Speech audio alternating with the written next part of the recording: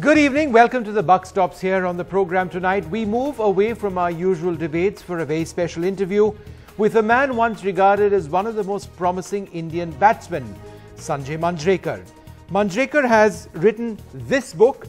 It's called Imperfect, and it is an extremely candid confession of the highs and lows in his life, of living with Vijay Manjrekar, his father, a legendary Indian cricketer, but also a violent, abusive man, of going through the ropes of Indian cricket, experiencing both spectacular successes and huge disappointments, of seeing as a Mumbai batsman the advent of a certain Sachin Tendulkar, and now of his life as one of India's leading cricket commentators. Sanjay, thanks very much for being with us, for speaking to us.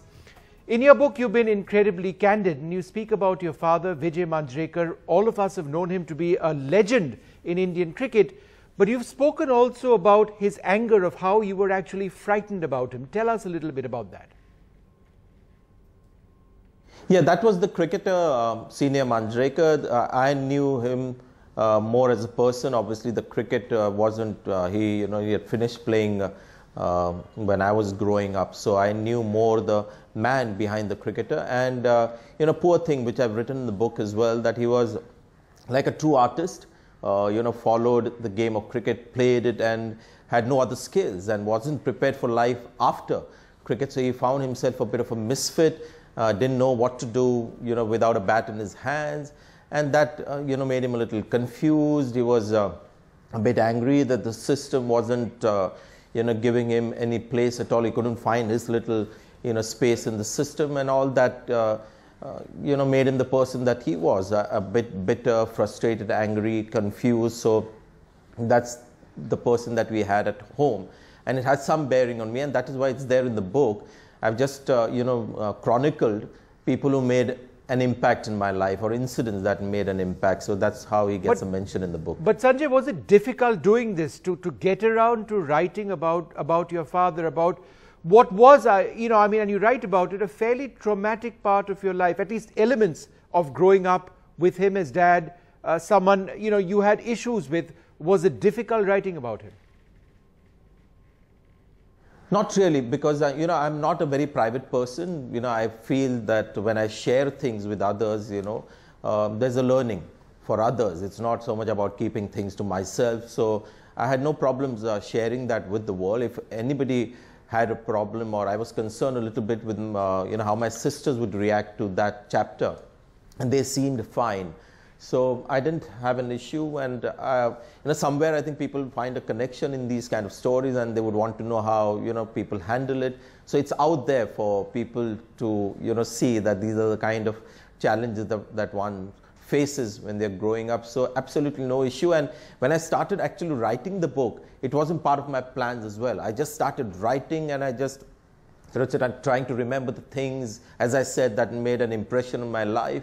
And I realized my father, in a way, had made quite an impression, and that's why he found that space in the book. I didn't actually plan it. It just happened as I was sort of unraveling, my life.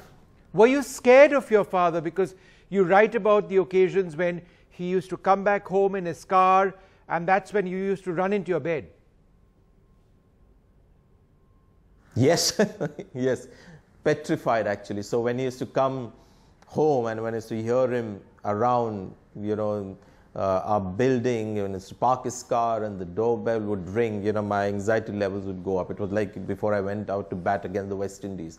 Quite similar. We'll talk about other aspects of your life and of your cricket. I don't want to belabor this point, but did your father, Vijay Manjrekar, influence your cricket?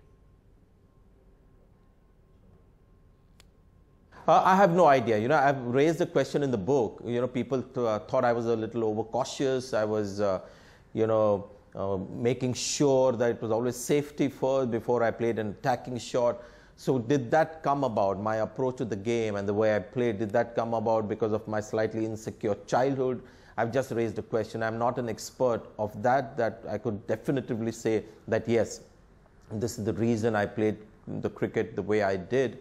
I just wonder, because as you see that a lot of your adult life has a lot to do with how your childhood was. Yep. So who knows? And speaking about that childhood, you've written about Moonreach apartments, very tall buildings where you lived, and the friends you made there and the experience of playing gully cricket over there, that was very much a growing up experience that you recall fondly. Softball cricket is underrated, and I think a lot of the great talent that came from India. My father was a softball cricket product. Wasim Akram, Waqar, Shoaib Akhtar, all products of softball cricket. And unfortunately now today you see youngsters from the age of 12 and 13 go straight into formalized, net sessions and academies that they call, starting to play with hardball cricket. I think softball cricket is where you develop your flair, your style, and which is, actually softball cricket is more enjoyable for a 12-year-old than hardball cricket, which, most of the time it's about worried about not getting hurt. And that's where I think the flair is a bit stifled. I was typical, Mumbai young aspiring cricketer who had always had a little bit of a brush with softball cricket. And that is where we had fun. And it was morning, evenings, 10, 15 like-minded kids would assemble. There was always enough space in your building compound to play cricket. Now that is occupied by cars, parking, that's become a parking space, and all these little things affect the landscape of, Mumbai cricket. Like the landscape has changed in Mumbai city. These were sort of the breeding grounds for people like me to become cricketers, and that's been taken away. So all these little forces, play a part.